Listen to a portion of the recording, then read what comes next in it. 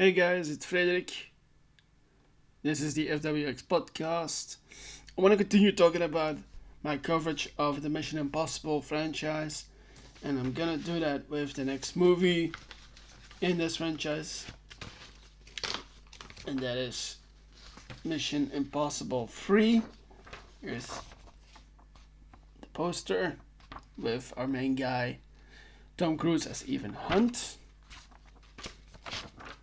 And this is, by the way, the third in the cluster of episodes I'm doing, because it is easier to talk about this franchise part for part instead of one whole bit. Okay. Before I start, I'm gonna give you another disclaimer. With moments I might have weird stops because I'm reading something off the screen from the text that I have. Also, when that happens, the screen will get brighter, I will get a bit brighter. Also, I might flub a word on occasion, because that happens to the best of us. And I also might swear. But that also is a we'll see in a moment. Okay, so let's start off. So,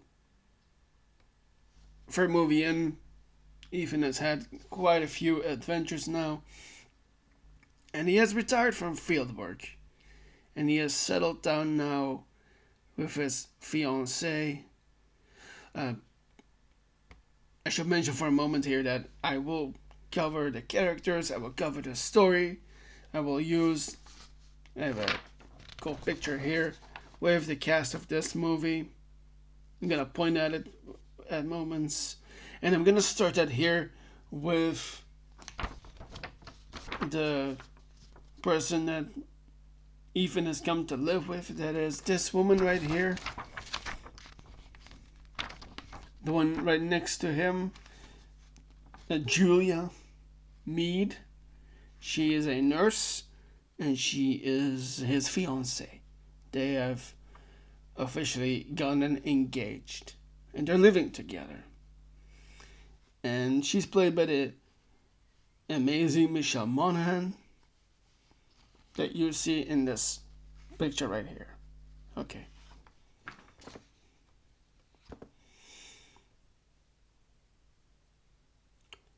But an interesting little hint here is that she does not really know what it is that he does.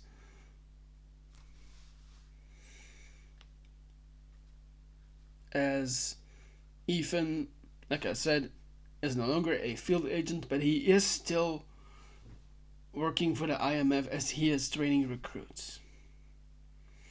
And so there is another director, the director of operations, John Musgrave, who is played in this movie by this man right here, Billy Crudup, talented actor.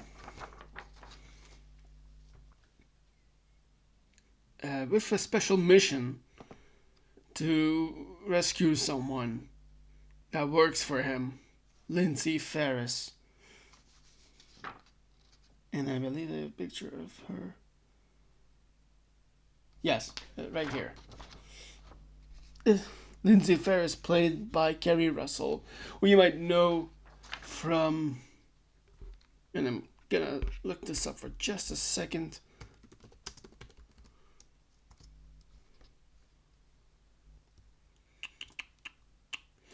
Yes, so she's played in an older. She's played in a show called The Americans, which was about Soviet spies in America, and also the thing I have seen her in is The Diplomat, about the wife of an old diplomat of America working as the new ambassador for the UK. Okay. So let's continue. And she's been captured. Lindsay Ferris has been captured by the person that she was investigating, an arms dealer named Owen Davian, who in this movie is played by the person to there This person right here, Phillip Seymour Hoffman, incredibly talented actor who sadly isn't with us anymore. He plays Owen Davian, an arms dealer, as I just said again. And the operations director, Musgrave, has a team for Ethan to join him. And I'm gonna show you the people that play these people again.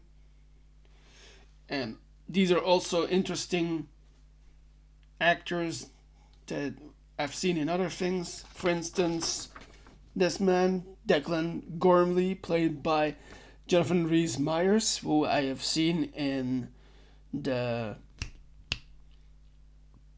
Henry VIII series.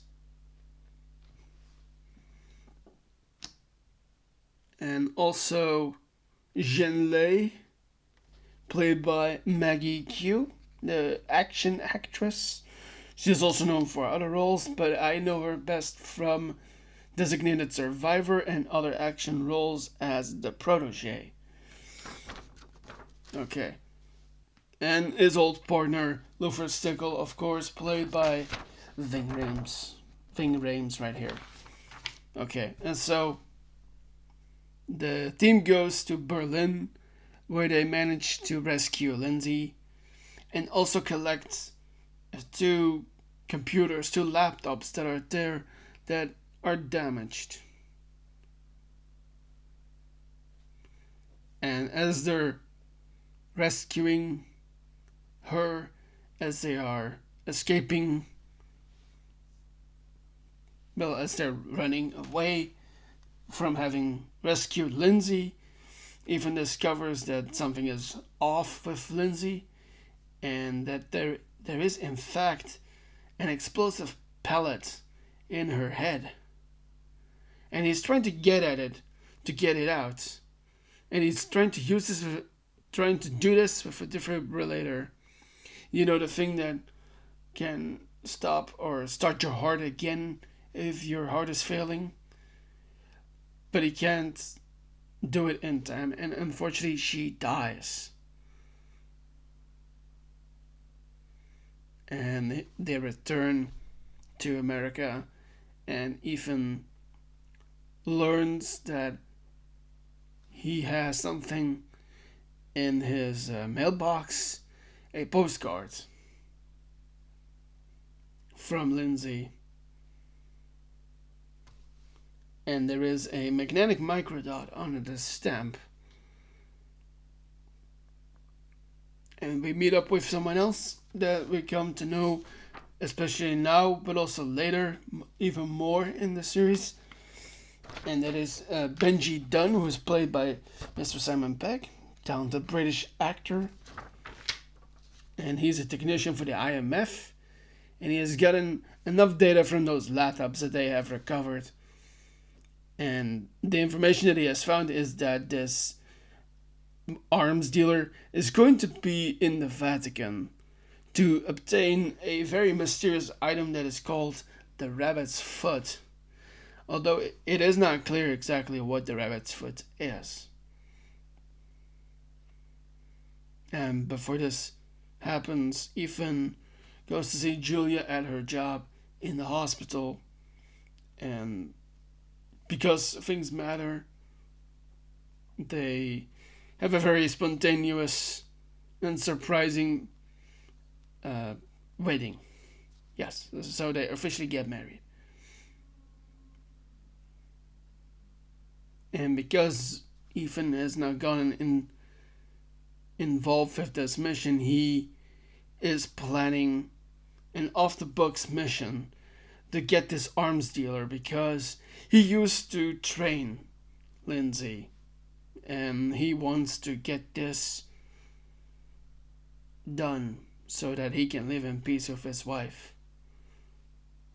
And so the team with him and Jen and Gormley and Stickle goes to the Vatican, and they manage to capture Davian, played by the immaculate Phillip Seymour Hoffman. And as they are returning back to the United States, Ethan tries to interrogate The Owen Davian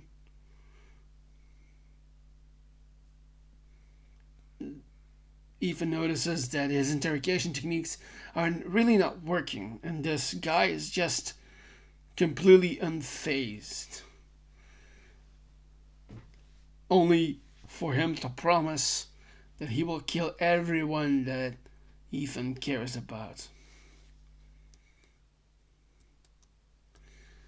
And after they just land, Ethan learns that the microdot on the postcard from Lindsay was a warning about Owen Davian and somebody else at IMF, another director, Theodore Brassel. And they are going to a place in the United States called the Chesapeake Bay Ridge with a convoy that is transporting them. And they are ambushed on this bridge by mercenaries who manage to extract is a term in espionage of collecting something that another party has taken. Party again meaning another interested person or persons, like organizations or agencies or anything like that.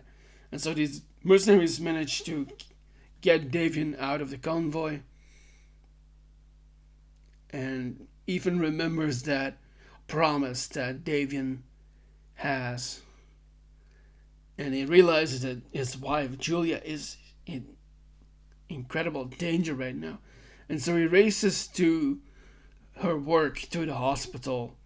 But there he already learns that she already has been kidnapped. And he gets a call from the guy, from the villain, and that he has exactly 48 hours to get him the rabbit's foot, or he'll kill Julia. And once again, I'm gonna point out here that is usually the time frame that villains give people in these types of movies. You have 48 hours to do this. It's either a full day or 2 full days to get a thing.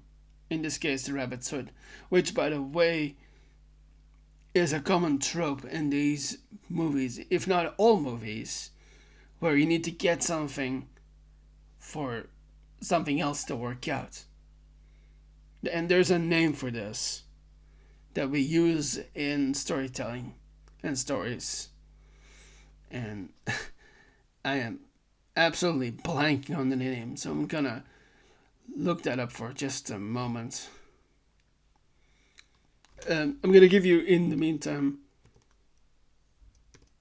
a example from another franchise that I've covered before, like the Infinity Stones. They are, you know what, I'm gonna call them gettables for a moment.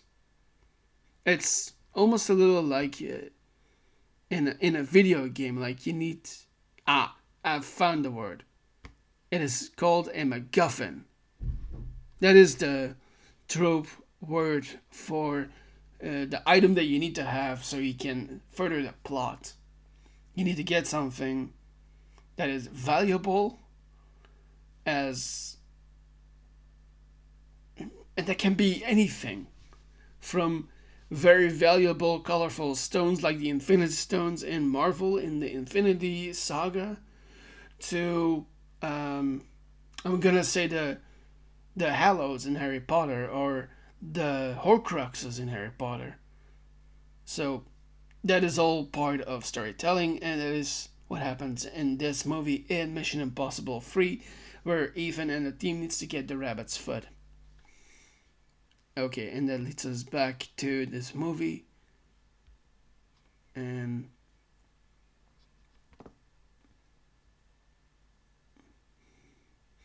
before Ethan can do anything, the IMF manages to get him, because they question his loyalty because Owen Davian got under his skin with that promise that he will kill anyone that is important to Ethan. And because he is not there anymore, Ethan doesn't have a hold of him anymore. And as Ethan is being interrogated by his director of operations, Musgrave, has this moment with Ethan where he uses a bit of spycraft, where well, it's a little thing, but he mouths it to Ethan that the rabbit's foot has been located and that it is in Shanghai, in China. And he allows Ethan to escape and actually assists in escaping. And that leads Ethan, of course, to go there with the team to Shanghai.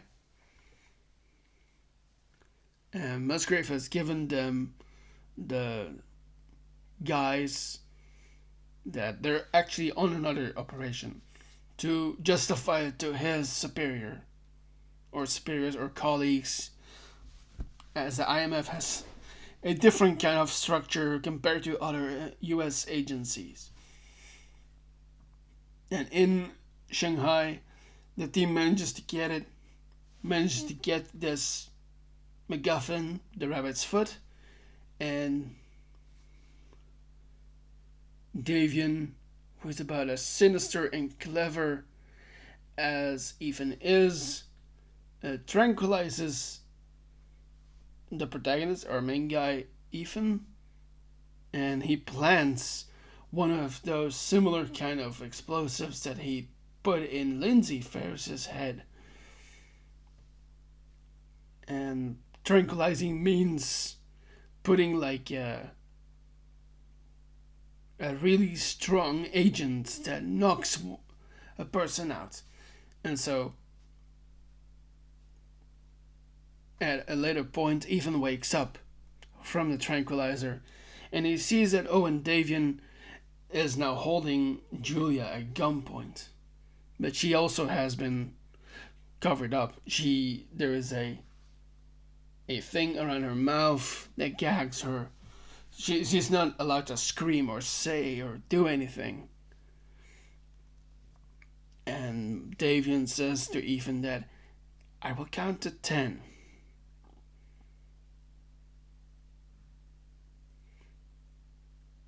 And I will shoot Julia if you do not tell me where the rabbit's foot is. And this is a moment in this movie where you really once again get to see just how amazing of an actor Phillip Seymour Hoffman is.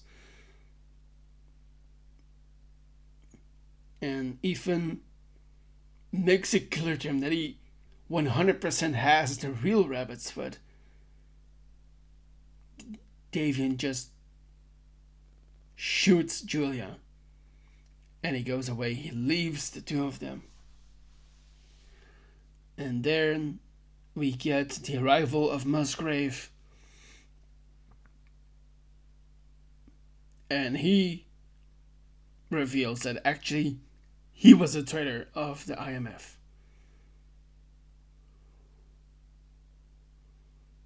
And he reveals basically that this was a larger plot and that the woman that Davian just shot was actually a translator for him,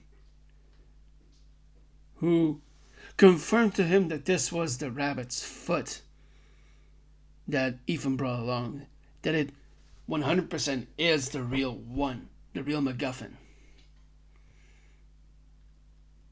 And so Musgrave reveals that he was working with the arms dealer, but he has his own idea of where things can go here, and he wants to use this justification to launch a preemptive strike in the Middle East so that they can stop the terrorists that are coming to America and other places to stop terrorism. And also, well, he has this thing specifically that he says to stop the terrorists overseas and spread democracy. But Ethan manages to get up and knock Musgrave out cold.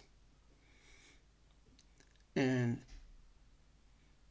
so he gets out of the location and he uses Musgrave's phone to get Julia's location.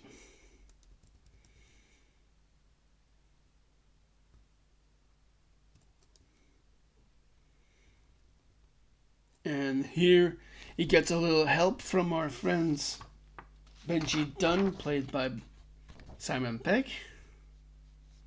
Is it Simon Pegg?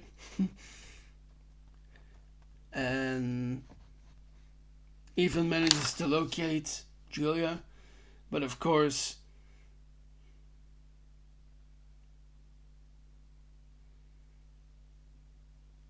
I'm going to rephrase for a moment. So, with the help from Benji, Ethan manages to locate Julia, but of course comes back into contact with Davian, who in that moment does the thing and he activates the explosive in Ethan's head. But there's a timer on it because Ethan does not immediately die. And so first Ethan and him fight violently, I will add. But ultimately Ethan does kill him. And as they fight, he jerry-rigs once again a defibrillator that he has assembled together, because it's not like one of those that you find in any place. But he manages to deactivate the explosive in his head that he was injected with.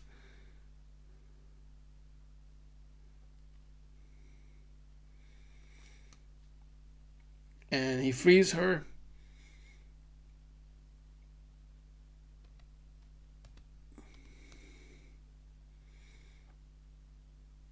And they're getting out. And as they're heading out, he briefly, for a moment, taught her how to shoot a gun. And as they're getting out, Julia kills one of the henchmen that Davian and Musgrave had. But then also Musgrave, who has been carrying the rabbit's foot. And then, shortly after that, also uses this impromptu defibrillator to resuscitate Ethan as he finally